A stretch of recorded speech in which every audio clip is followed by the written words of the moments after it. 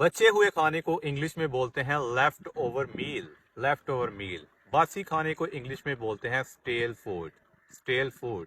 और जूठे गिलास को इंग्लिश में बोलते हैं यूज्ड गिलास। यूज्ड गिलास। और जूठे पानी को इंग्लिश में बोलते हैं सिप्ड वाटर। ये पेप्सी जूठी है।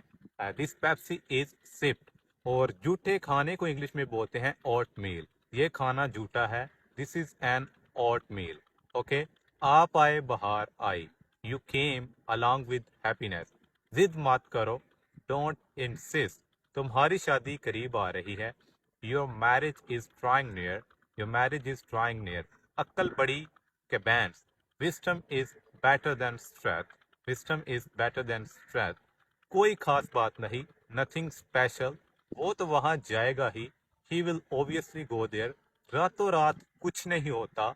Nothing happens overnight. उन्होंने मुझे दिन दिहाड़े लूट लिया। They robbed me in the broad daylight. Broad daylight. ये तुम्हारा वहम है। It's your illusion.